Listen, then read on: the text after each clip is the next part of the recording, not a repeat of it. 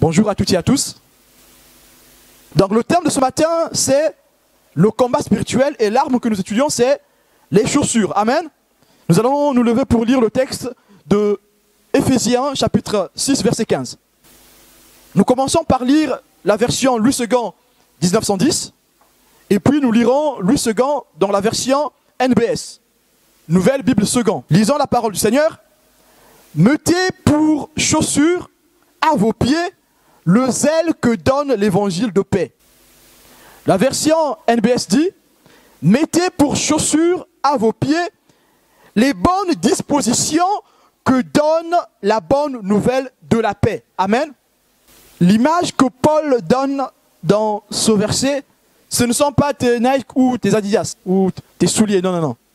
Ici, Paul prend l'image des chaussures du soldat romain. Et ici, nous voyons comment sont les chaussures du soldat romain. Les chaussures du soldat romain remontent jusqu'aux jambes, n'est-ce pas? Ces chaussures remontent ici jusqu'aux jambes. Alors, elles servent à quoi les chaussures? La chaussure ici sert à quoi? Et de quoi est faite la chaussure ici? Donc nous savons que la chaussure ici du soldat est faite de quoi? De cuir. Amen. De pocerie. Amen. De tissu. Amen. De matériaux plastiques. Amen. Souvent au bout, ici, des chaussures ici, parfois c'est du fer, n'est-ce pas? Et ces chaussures ici servent à habiller les pieds. Parfois, ces chaussures habillent aussi les jambes. Amen. Vous voyez, ça arrive jusque là. Les chaussures du soldat. Mais quelle est l'image que nous avons ici pour nous qui sommes enfants de Dieu? Déjà, c'est vrai que ces chaussures pour le soldat romain ici servent à protéger ses jambes. Et ces chaussures ici permettent de protéger les pieds, ça nous le savons tous, mais aussi permettent de garder les pieds étanches, n'est-ce pas? Pourquoi le soldat doit être bien équipé? Parce que quand il va en guerre, quand il va en mission, il passe par des endroits parfois épineux, parfois c'est boueux, parfois c'est caillouteux, parfois c'est dans le désert. Il faut qu'il soit bien protégé. Parfois, il passe dans des zones marécageuses. Donc, il faut que ses pieds soient bien protégés. Pourquoi ces chaussures peuvent aller jusqu'aux jambes? C'est pour aussi que les petits cailloux ne rentrent pas dans les chaussures. Donc, retenons ce symbolisme. Nous avons dit premièrement, ça garde les pieds étanches. Secondo, ça limite les petits cailloux de rentrer dans les chaussures.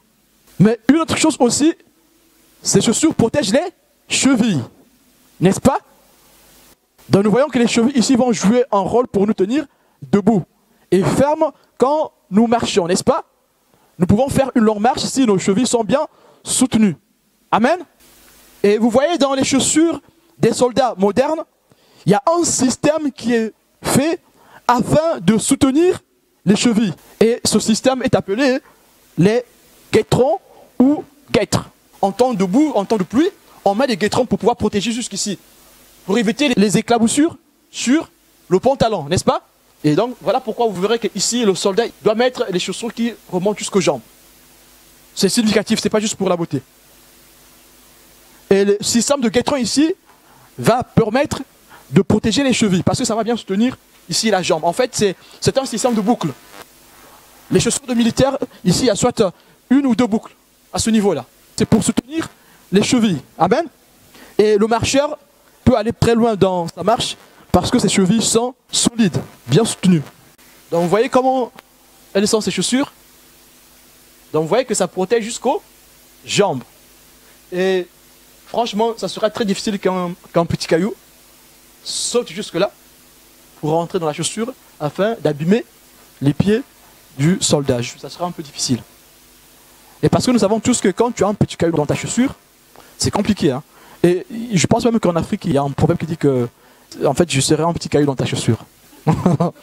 Si quelqu'un devient un petit caillou dans ta chaussure, c'est fini, tu vas te nuire. Et nous savons qu'un petit caillou peut faire du mal à un soldat, et surtout en temps de guerre.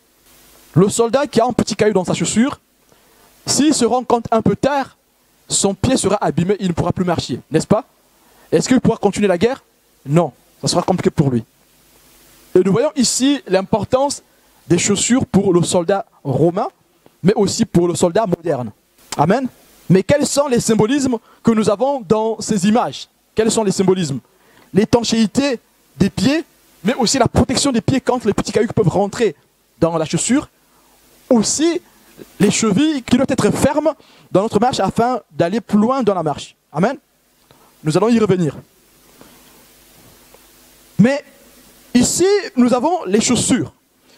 Les chaussures qui nous permettent de marcher, n'est-ce pas? Pour quelle mission nous portons les chaussures? Parce que si le soldat porte les chaussures, c'est pour aller en mission. Il y a une mission bien particulière qu'il doit assurer, n'est-ce pas? Mais nous qui sommes chrétiens, quelles sont nos chaussures et pour quelle mission nous devons porter les chaussures? Alors, pour le soldat, hormis la protection des pieds comme nous l'avons vu, que symbolise tout ce que nous avons vu? Pour nous qui sommes chrétiens, les chaussures que nous portons nous donnent aussi un élan dans la marche. La mission que nous avons à assurer, c'est la mission du partage de l'évangile. Donc quand nous portons les chaussures, ces chaussures ici nous donnent un élan dans notre marche. Vous voyez la différence? Que ce soit les frères comme les sœurs, les hommes comme les femmes. Quand tu portes des baskets, tu as une autre démarche. Quand tu portes les talons, tu as une autre démarche. Quand tu portes les plateformes, tu as une autre démarche. Quand tu portes les baskets qui ont en volume de gomme, tout en bas, tu auras une autre démarche. Quand tu portes les tennis en plateforme, tu auras une autre démarche, n'est-ce pas? Donc la chaussure nous donne un élan dans la démarche. Que ce soit pour nous qui sommes chrétiens, que ce soit pour ceux du monde. Que ce soit dans le symbolisme ou dans la réalité, la chaussure donne un élan dans la marche. Et pour ceux qui font des sports, la chaussure donne aussi une certaine habileté, n'est-ce pas? Tu es plus agile quand tu as des chaussures qui sont bien dans tes pieds, n'est-ce pas? Donc retenons trois choses. La chaussure donne l'élan dans la marche. La chaussure donne l'agilité et l'habilité, n'est-ce pas? Qui dit chaussure dit aussi les pieds, n'est-ce pas?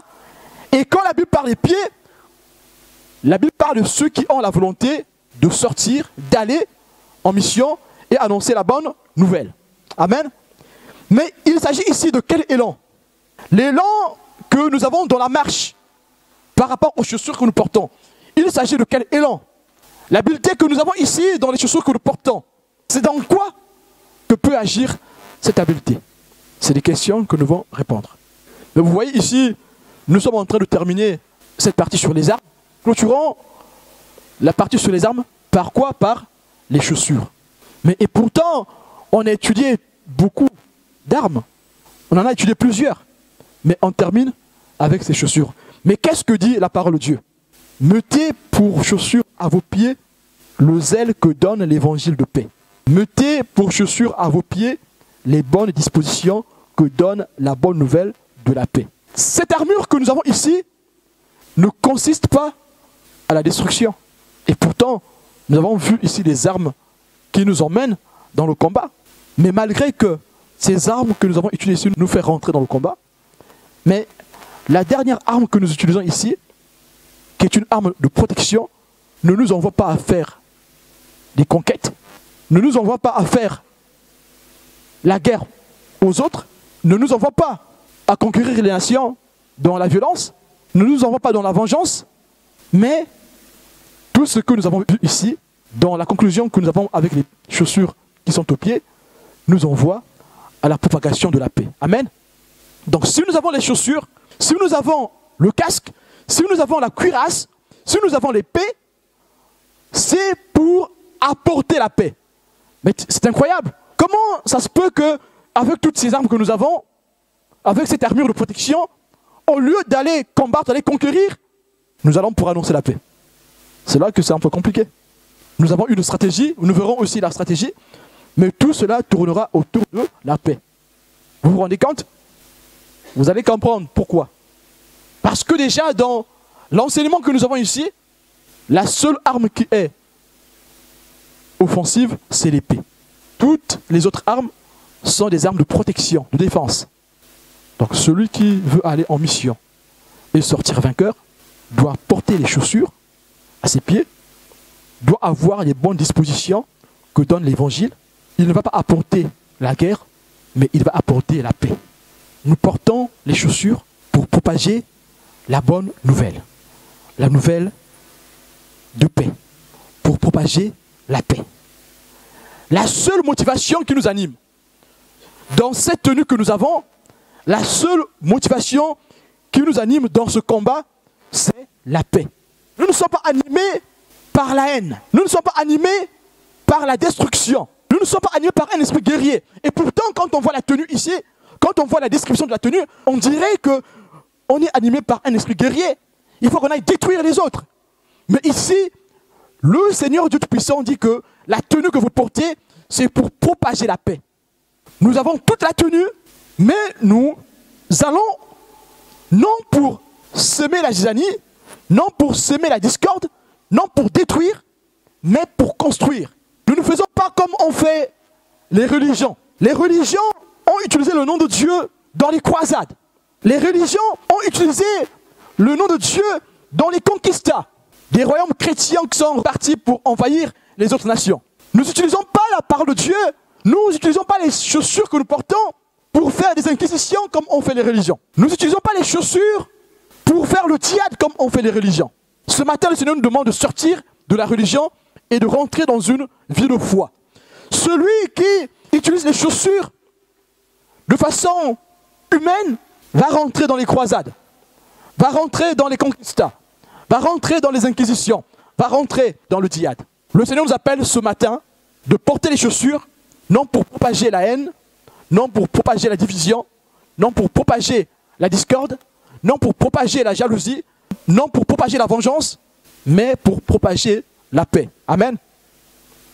Quand tu vas écouter, sors de ce corps, Satan va écouter un lion qui a rugi. Pas toi, ton lion, mais le lion de Juda. Alors, si nous voulons que le lion de Juda puisse rugir quand on parle, si nous voulons que le monde spirituel puisse trembler quand le lion de Juda qui est en nous parle, il faut qu'on accepte de porter ces chaussures qui sont étanches, qui empêchent les cailloux de rentrer là à l'intérieur pour abîmer nos pieds, qui protègent nos chevilles, afin que nous puissions aller loin dans la marche. La marche est très longue. La marche dans laquelle nous nous sommes lancés, c'est comparable à la marche de Canaan, la marche dans le désert des enfants d'Israël.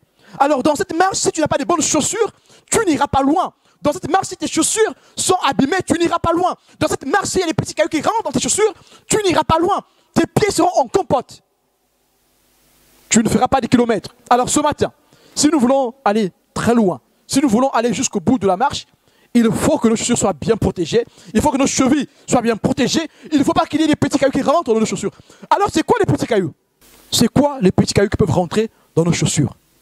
Les petits cailloux, ce sont les doctrines des hommes que nous faisons rentrer dans la parole de Dieu. Les petits cailloux, ce sont les philosophies des hommes que nous faisons rentrer dans la parole de Dieu qui est pure. Puisque nous avons accepté de faire rentrer les petits cailloux dans nos chaussures, la doctrine des hommes dans la parole de Dieu, dans cet habit que nous portons, alors nos pieds vont s'abîmer. On ne pourra pas aller loin dans la parole de Dieu. On ne pourra pas aller loin dans cette marche vers Canaan, vers le paradis. Amen. N'oubliez pas que le but final, c'est d'arriver et emporter le prix. Mais celui qui laisse les petits cailloux, celui qui a les chaussures qui ne sont pas bien fermées, bien ficelées, si les petits cailloux rentrent dans ses pieds vont s'abîmer. Il aura des chaussures, mais qui ne serviront presque plus à rien. Parce que ses pieds sont déjà en compote. Qu'est-ce qu'on fait quand on a les pieds en compote? On enlève les chaussures, n'est-ce pas? Pour soigner les pieds. Je vais vous donner le symbolisme. Celui qui veut être utilisé par le Seigneur doit déjà avancer auprès du Seigneur. Il doit donner au Seigneur ses pieds. Tes pieds sont sales. Tu ne peux pas servir Dieu si tes pieds sont sales. Hein? Deux, le service ne sera pas efficace si tu n'as pas les chaussures dans les pieds. Comment tes pieds seront beaux? Nous devons apporter la paix. Mais comment Michael fut furieux, n'était pas injurieux face à Satan? Parce que Michael connaît les lois spirituelles. Parce que Michael sait qu'on n'injurie pas les gloires. Alors nous qui voulons chasser Satan, on insulte les autorités. Parce qu'il est criminel, on insulte les présidents, même si c'est des dictateurs, mais on les insulte. On participe aux insultes. Vous voyez, Saül est mort. Le monsieur qui a ramené la couronne de Saül à David, alors, qu'est-ce qui s'est passé? David a tué cette personne. David a tué cette personne. On n'insulte pas les gloires. Les gens qui ont été établis par Dieu, on ne les insulte pas. Cette notion est très importante dans le combat spirituel. Satan connaît les règles. Satan connaît la loi. Satan sait comment le monde fonctionne. Satan veut pervertir ce que Dieu a fait. Si vous lisez la suite de Jude 1, verset 10, vous allez voir qu'il est dit, or que eux, dans leur égarement, ils insultent les gloires. Si vous allez aussi dans 2 Pierre, pareil. Or que eux, dans leur égarement, ils insultent les gloires. Si vous allez dans Romains chapitre 1, verset, je pense 21, on dit la même chose. Nous qui avons la révélation de Dieu, nous savons qu'on n'insulte pas les gloires. On n'insulte pas les autorités. Quand tu chasses un démon, si tu commences à l'insulter, allez, sors, sors, toi l'homme aux cornes, sors. Il ne sortira pas, il va se moquer de toi. Le Seigneur nous dit ce matin de ne pas le faire. Donc nous prenons cet exemple pour montrer que le combat dans lequel nous nous sommes lancés ne nous entraîne pas dans la haine. Peu importe contre qui. Nous ne sommes pas dans la haine. Amen. Revenons maintenant sur le symbolisme. Sur le symbolisme, nous avons dit que si nous voulons travailler pour le Seigneur, nous devons accepter que nos pieds soient lavés. Le Seigneur nettoie nos pieds qui sont sales. Le Seigneur nous met les chaussures. Et alors, nous pouvons aller évangéliser. Celui qui va en mission sans recevoir le mandat du Seigneur, il ne pourra pas apporter la paix. Il fera de son mieux, il va faire des œuvres caritatives, il va donner, il va faire des choses. Mais puisqu'il n'a pas reçu les chaussures du Seigneur, alors tout ce qu'il fera, ça sera à moitié. Le pauvre ou la pauvre, dans son dévouement, il aura fait des bonnes choses, mais ça ne sera pas accompli. Pourquoi? C'est parce que il y a quelque chose qui manque dans cette œuvre. Amen. Et donc, nous répondons à la question ici. La mission pour laquelle nous portons les chaussures, la mission pour laquelle nous marchons, c'est la mission de la propagation de l'évangile de paix. Amen. Nous sommes le porteur de paix.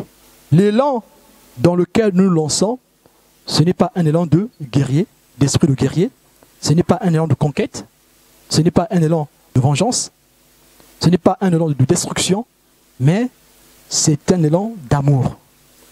Un élan de paix. Nous propageons la paix partout là où nous passons.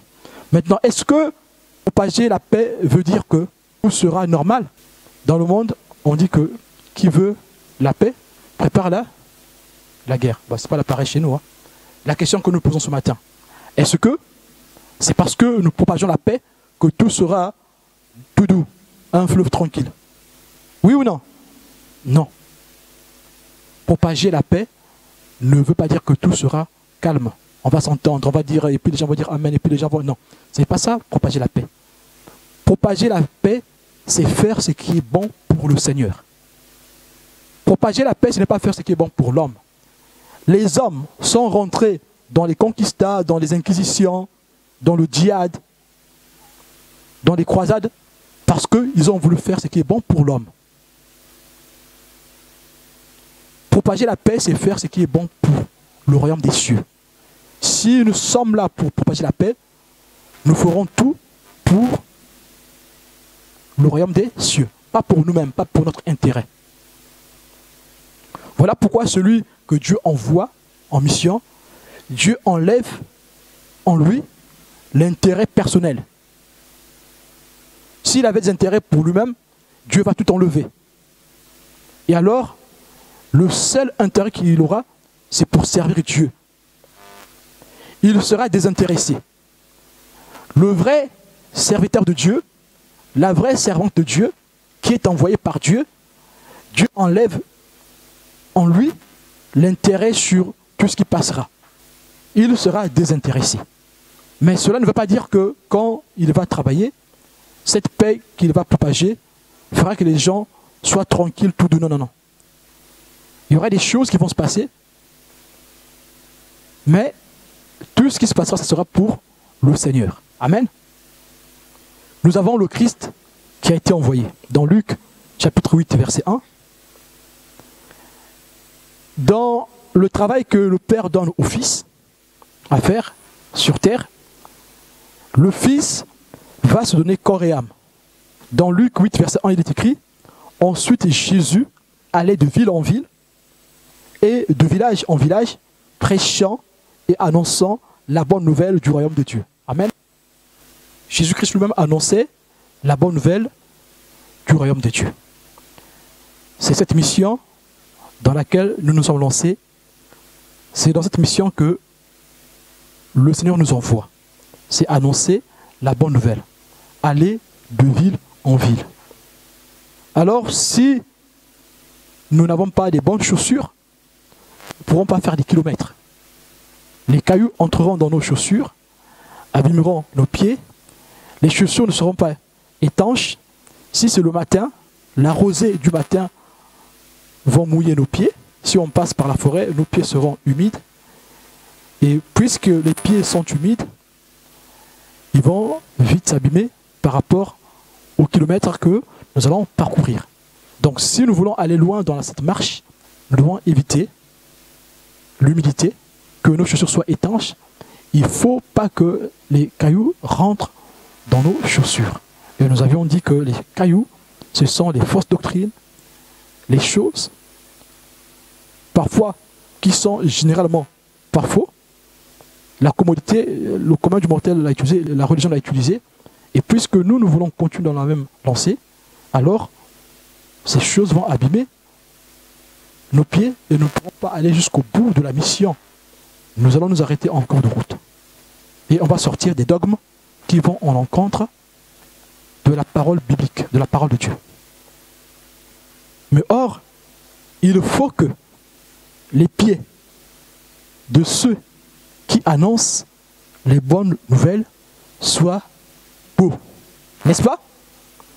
Dans Romains 10, verset 15, nous avons aussi dans Ésaïe 52, verset 7, il est écrit qu'ils sont beaux sur les montagnes, les pieds de celui qui apporte de bonnes nouvelles, qui publie la paix, de celui qui apporte de bonnes nouvelles, qui publie le salut, de celui qui dit à Sion, ton Dieu règne.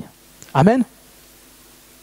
Comment les pieds de ceux-là peuvent être beaux si leurs chaussures ne sont pas confortables, s'ils ne sont pas bien dans leurs baskets? C'est une expression, hein, n'est-ce pas? Ah, il est bien dans ses baskets, n'est-ce pas?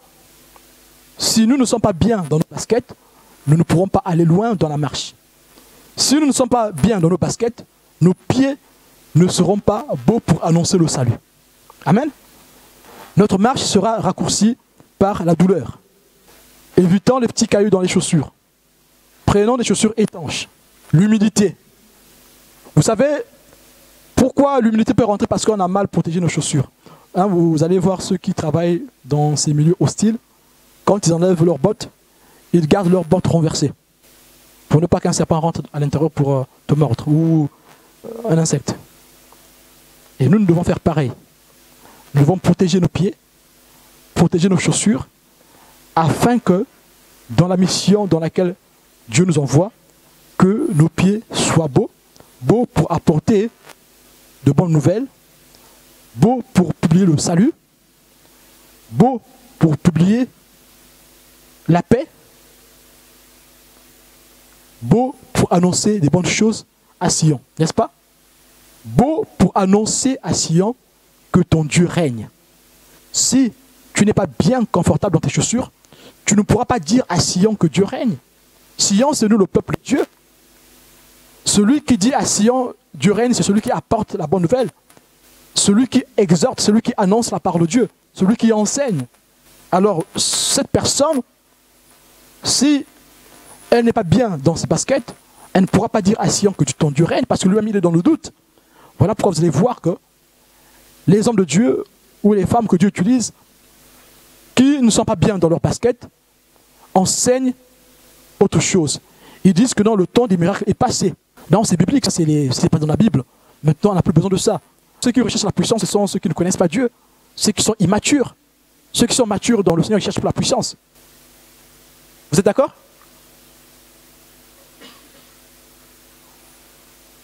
J'ai écouté ça à la radio, hein, c'est la radio chrétienne, que non, ceux qui recherchent la puissance de Dieu, ce sont les immatures dans le Seigneur. Parce que ceux qui sont matures dans le Seigneur, ils cherchent plus ces choses-là. Mais or que Dieu n'a pas changé, comme vous venez de le dire, la puissance de Dieu, c'est ce qui fait la présence de Dieu parmi nous. Comment les gens vont être touchés si nous sommes comme une simple association où Dieu n'agit pas? La puissance de Dieu, c'est quoi? Ce sont les dons spirituels que Dieu donne dans l'église. La puissance de Dieu, c'est quoi? C'est la manifestation de Dieu dans l'église. Quand Dieu répond aux prières, c'est ça la puissance de Dieu.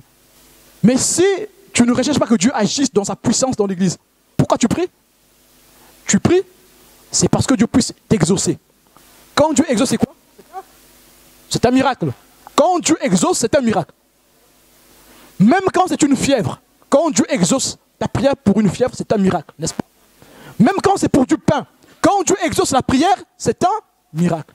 Alors, si maintenant on dit ça comme ça à la radio, que ceux qui recherchent la puissance de Dieu sont immatures dans la foi, alors là il y a un problème. Et nous voyons que cette personne qui parle comme ça n'est pas bien dans ses chaussures. Est-ce qu'il peut propager la foi? Non. Cette personne propage la haine. Cette personne propage le doute. Voilà pourquoi ceux qui sont appelés à servir Dieu. Puisque tous nous sommes appelés à servir Dieu dans toute l'église. Tous ceux qui disent oui au Seigneur sont appelés à servir Dieu. Chacun dans sa dimension. Ils doivent être bien dans leurs baskets. Ils doivent être bien dans leurs chaussures. Afin de propager la vraie vie que donne le Seigneur. Amen. Naoum 1 verset 15 dit, voici sur les montagnes les pieds du messager qui annonce la paix. Ici, Naoum prophétise sur la venue du Christ. Il dit que les pieds du Christ sont beaux. Et il annonce la bonne nouvelle. Célèbre tes fêtes, Judas. Accomplis tes vœux.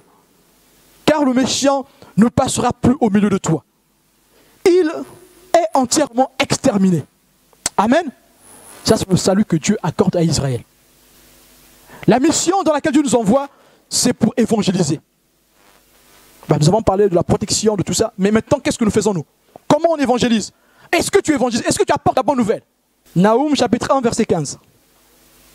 Voici sur les montagnes les pieds du messager qui annonce la paix. Donc le Christ est celui-là qui donne la paix par excellence.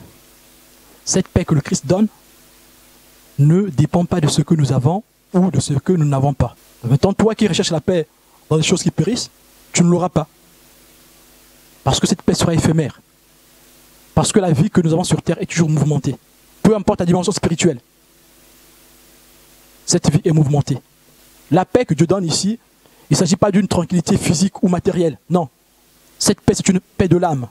Une paix spirituelle. Même quand tout va mal, on est intact. On garde la joie d'être dans le Seigneur. Même quand nous avons tout perdu, nous gardons la foi. Cette paix ici s'installe dans la foi que nous avons en Dieu. Cette paix ici s'installe en nous par la foi que nous avons en Jésus-Christ. Par la foi que nous avons au sacrifice de Jésus. Cette paix ici s'installe en nous quand nous acceptons de marcher dans le Seigneur. Ça veut dire que nos pensées sont entièrement données au Seigneur. Notre esprit est entièrement dédié au Seigneur. Nous ne manipulons pas notre esprit dans les choses qui périssent, dans la connaissance du monde. Jean 14, verset 27. Je vous laisse la paix. Je vous donne ma paix. Je ne vous donne pas comme le monde donne. Que votre cœur ne se trouble point et ne s'alarme point. Amen. Celui qui a la paix du Christ, celui qui porte ses chaussures, qui apporte la paix, aura en lui-même la paix. Tu ne peux pas apporter la paix aux autres si tu n'as pas la paix toi-même. Et alors, si tu as la paix toi-même, tu pourras apporter la paix aux autres.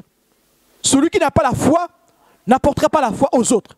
Celui qui n'a pas l'amour n'apportera pas l'amour aux autres. Voilà pourquoi cette personne qui parlait à la radio pouvait dire que ceux qui cherchent la puissance, les dons spirituels, ce sont des gens qui sont immatures dans la foi. Mais si tu ne recherches pas les dons, tu vas rechercher quoi? Paul dit rechercher les dons les meilleurs. Dites-moi, que font les dons spirituels? Les dons spirituels témoignent de la puissance de Dieu. Donc si quelqu'un te demande de ne pas chercher les dons spirituels, cette personne est morte spirituellement. Il faut prier pour elle. Quel que soit ton état spirituel, tu dois rechercher les dons spirituels. Tu dois dire, Seigneur, je sais que je suis faible, mais Seigneur, donne-moi la force d'aller plus loin. Donne-moi la force de te trouver. Même si ça fait longtemps que ça dure. Ne t'arrête pas. Et les pieds, les jambes pour chercher Dieu. Il y en a qui ont les pieds comme les biches pour faire du mal, pas pour faire le bien. Quel élan que nous avons dans la marche? Est-ce que notre élan c'est pour faire du mal ou pour faire du bien? Nous avons dit ici que notre élan c'est pour faire du bien. C'est pour propager la paix. Notre élan c'est pour propager la bienveillance. Notre élan c'est pour propager l'amour. Ils sont habiles pour faire le mal. Mais ils ne savent pas faire le bien. Dites-moi. On est habile avec les pieds. Si vous allez voir dans 2 Samuel avec Azaël. Azaël, le petit frère de Joab. Il était habile des pieds, quand il courait comme une gazelle. Abner a tué Asaël. Vous allez voir dans la Bible. Qu'est-ce que la Bible dit? Il était habile. Il courait comme une gazelle. Et il a rattrapé Abner. Et c'est là qu'Abner l'a tué. Il était habile. Donc ici, être habile ici, ça veut dire qu'on a des pieds qui sont bien soudés, bien soutenus, donc on peut courir pendant longtemps. Alors, est-ce que nous avons les chaussures pour faire du mal? Est-ce que nous sommes habiles à faire du mal? Parce que nous avons dit que les chaussures nous rendent habiles, nous rendent agiles et nous donnent un élan dans la marche. Quel est notre élan? C'est pour faire le mal ou pour propager le bien? Nous propageons les esprits dans ce que nous disons. Tout réside sur la parole. La parole a un fort pouvoir. Alors, quand tu parles, quand tu marches, tu propages quoi? Donc, nous avons vu ici qu'il y en a qui ont l'agilité pour faire du mal, mais nous, ici, les chaussures doivent nous donner l'agilité pour faire le bien, pour propager la bonne nouvelle, pour propager la paix. Les chaussures doivent nous donner l'élan pour propager l'amour, pour propager la joie, pour propager la bienveillance. Amen. Évitons d'avoir les pieds agiles pour aller faire le mal. Vous voyez que les pieds ici, non seulement nous donnent l'agilité pour propager la bonne nouvelle et pour propager la paix, mais les pieds nous servent aussi à fuir le péché. Amen. Vous vous souvenez dans toutes les armes que nous avons vues, ces armures nous aident aussi à se protéger contre les armes du diable, contre les attaques du diable. Les pieds ici vont nous aider à fuir le péché. Alors tes pieds rentrent dans quoi? Dans le péché ou dans la recherche de Dieu? Quand on parle du péché, souvent les gens pensent toujours à l'impudicité tout de suite. Non? Il y a des péchés, l'impudicité c'est grossier, on voit ça tout de suite. Mais il y a des choses qui ne sont pas grossières, hein. Il y a des choses qui sont cachées, personne ne verra. Quelque chose peut être dans mon cerveau ici, vous ne serez pas au courant. Commençons par attaquer ces choses qui sont intérieures. Le combat, nous avons dit, c'est qu'il est d'abord intérieur. Les pieds que nous avons là, c'est pour fuir les choses qui sont au fin fond de nous, qui nous tirent vers le fond. Ces luttes, ces jalousies, ces contradictions, ces paradoxes qui sont en nous, qui nous empêchent d'aller loin dans le Seigneur. Commençons à lutter contre ces choses. Nous ne voyons pas tout de suite l'impudicité. L'impudicité est traînant là-bas. Satan sait que tu es un enfant de Dieu, que tu fouilles ces choses-là. Ces choses qui sont visibles. Souvent, les enfants de Dieu, et surtout ceux qui sont religieux, ils ne font pas des choses qui sont visibles. Ils font des choses qui sont intérieures. Personne ne verra ce qui se passe dans sa tête. Parfois, il commet l'adultère dans sa tête. Personne ne verra. Commençons par lutter contre ces forces intérieures. Pas qui sont extérieures, mais intérieures en nous. C'est ça. Les pieds que nous avons, c'est pour fuir ces choses-là. C'est aussi une fonction des chaussures, une fonction des pieds. Soyons agiles à fuir le mal. Celui qui n'est pas agile, il va rester dans l'addiction. Vous allez voir que les gens qui sont addicts ne sont pas agiles. Les gens addicts aux choses bizarres, ils ne sont pas agiles. Je vais vous dire la vérité. Si vous allez dans les églises, dans la plupart des églises, c'est bondé des gens addicts, des choses qui sont cachées. Des vices d'orgueil. C'est des addictions, de l'orgueil, du mensonge, de tout ce que vous connaissez. Je ne vais pas citer parce qu'il y a des enfants. Tout ce que vous connaissez. C'est des choses qui sont en intérieur de nous. Ce n'est pas à l'extérieur. Les gens ne verront pas. Les choses qui sont là-dedans sont plus dangereuses que même celles qui sont visibles. Parce que celles qui sont visibles, par honte des autres, on peut arriver à supporter. Mais celles qui sont à l'intérieur, on ne va pas les supporter. Il rend mes pieds semblables à ceux des biches. Habakkuk 3, verset 19. Ben, je vais lire. L'Éternel, le Seigneur est ma force. Il rend mes pieds semblables à ceux des biches et il me fait marcher sur des lieux élevés. Au chef des chantres avec instruments à cordes. Amen. Et c'est ce que vous avez fait. Hein. Vous avez utilisé les instruments à cordes, vous avez fait comme pareil comme là. C'est très bien. Vous voyez? Donc ici, quelles sont les caractéristiques d'une biche? C'est que elle est agile, habile. Nous sommes des biches. Donc il y a l'élégance dans une biche. Il y a la beauté. Il est soyeux. Il y a la prestance. Elle est habile, elle est rapide. Elle est agile. Elle est légère. Nous devons être légers pour faire le bien. Pas pour faire le mal. Il y en a qui sont légers pour faire le mal, pour faire couler le sang. Il rend mes pieds semblables à ceux de biches et me fait marcher sur les lieux élevés. Amen. Celui qui porte les chaussures pourra marcher sur les lieux élevés. Nous voyons que notre marche ne réside pas seulement à apporter l'évangile. Notre marche réside aussi à aller sur les lieux là où le Seigneur nous place. Le Seigneur Dieu nous ramasse. Il nous arrange, il nous positionne. Et donc la marche, c'est ça la marche. Nous portons les chaussures non seulement pour annoncer l'évangile, pour annoncer la paix, mais aussi ces chaussures nous permettent d'être nettoyés, ramassés, nettoyés et être positionnés par le Seigneur. Il y en a qui seront positionnés spirituellement, alléluia, dans les dons spirituels. D'autres seront positionnés dans la vie sociale. C'est aussi une bénédiction.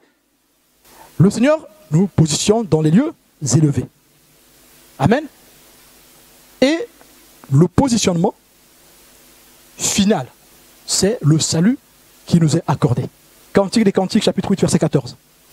Fuis, mon bien-aimé, sois semblable à la gazelle ou au fond des biches sur les montagnes des aromates. Amen. Quelle bénédiction. On ne va pas rentrer dans les détails parce que c'est compliqué. Ce texte, ça peut faire une semaine d'enseignement. Restons juste là, dans la lecture. L'allure qu'a la gazelle, l'allure qu'a une biche. Et on court où? À la montagne. Qu'est-ce qu'on trouve à la montagne? Des aromates. Les aromates font quoi? Nous rafraîchissent. Amen. Le rafraîchissement. Le temps de rafraîchissement. La marche nous conduit dans le rafraîchissement. Sois comme une biche, porte des chaussures. Ces chaussures vont t'amener dans la marche vers la montagne. Tu n'auras plus de problèmes là. Même quand il y aura des problèmes, tu ne vas plus penser à ça. Parce que c'est Christ qui portera la charge. Toi, tu seras léger. Mais nous ne continuons pas à être lourds, à porter les charges. Laissons le Christ porter nos charges pour que nous soyons légers. La marche ici nous emmène à être légers.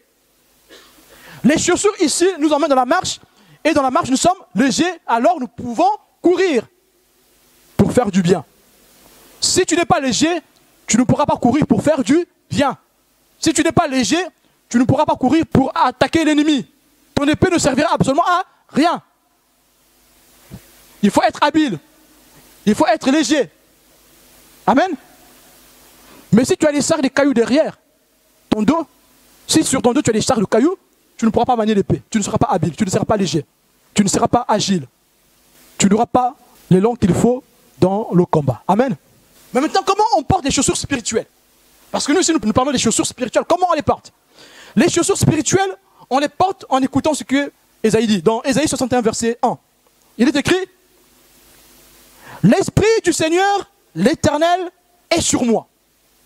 Car l'Éternel m'a oint pour porter de bonnes nouvelles aux malheureux.